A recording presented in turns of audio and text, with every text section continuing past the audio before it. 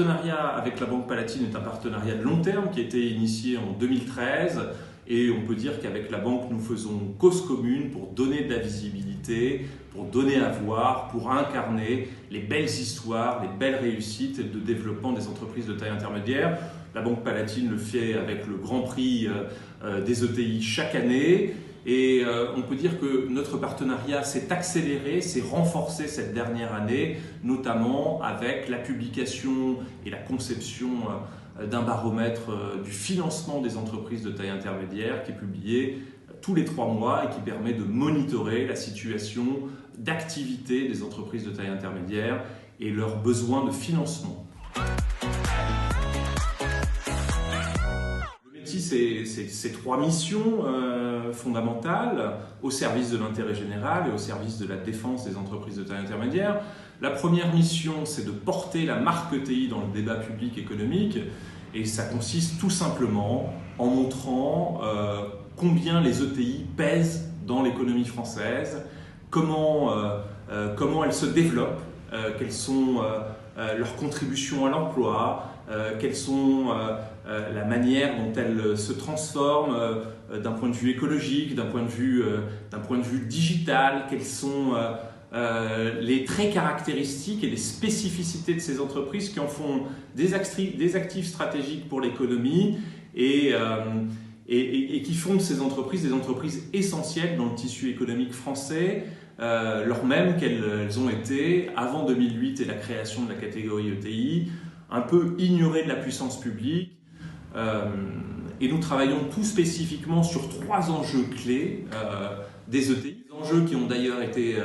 formulés à l'occasion de la rencontre avec le président de la République le 21 janvier 2020, que sont travailler, produire et s'engager en France. Notre organisation essaye d'obtenir des résultats pour les entreprises de taille intermédiaire. Nous sommes à l'origine de la création des pactes du Trade qui ont permis de relancer la transmission d'entreprises en France. Nous sommes à l'origine également de la simplification du dialogue social dans les entreprises de taille intermédiaire. Nous sommes également à l'origine avec d'autres acteurs naturellement, mais de la baisse de la fiscalité de production à hauteur de 10 milliards à compter du 1er janvier 2021. Les entreprises de taille intermédiaire, parce qu'elles produisent, investissent, recrutent en France, sont particulièrement exposées à la compétitivité du site France et à son décalage par la moyenne européenne. Et c'est tout le travail du métier que d'offrir un environnement, de travailler à un environnement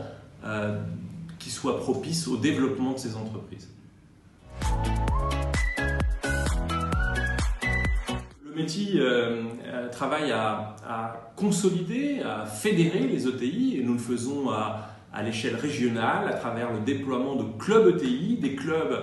qui permettent aux entreprises sur un même territoire de se connaître, de travailler ensemble sur les enjeux qui sont décisifs pour leur développement, mais également de travailler avec les exécutifs régionaux afin que la politique régionale d'infrastructure, de formation soit adaptée aux entreprises de taille intermédiaire. C'est un nouveau mode de relation avec la puissance publique à l'échelle territoriale qui vise notamment à davantage de co-construction des politiques économiques. Pour les ETI, en moyenne et pour la majorité d'entre elles, la reprise est là. Ce que je retiens des enseignements du dernier baromètre que nous avons mené avec la Banque Palatine, c'est d'abord une situation d'activité largement améliorée, en amélioration majuscule pour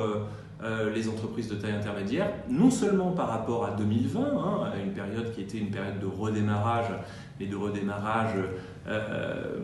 encadré, si j'ose dire, par les mesures sanitaires, mais également par rapport à 2019. Donc une situation d'activité largement améliorée. Le deuxième élément que je retiens de ce baromètre, c'est un endettement modéré et la capacité des entreprises de taille intermédiaire à faire face, notamment grâce à leur cash flow, au remboursement de leurs dettes. Troisième enseignement que je retiens, c'est la stratégie de conquête très dynamique des entreprises de taille intermédiaire et tout particulièrement en matière de croissance organique, puisqu'on a près de 9 ETI sur 10 qui sont engagés dans des projets d'investissement au service de la croissance organique et plus de 6 ETI sur 10 engagés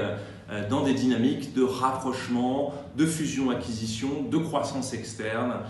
Tout ceci montre que la reprise est là, le rebond est là et la capacité de résilience des entreprises de taille intermédiaire a une nouvelle fois, au cours de cette crise du Covid-19, fait ses preuves.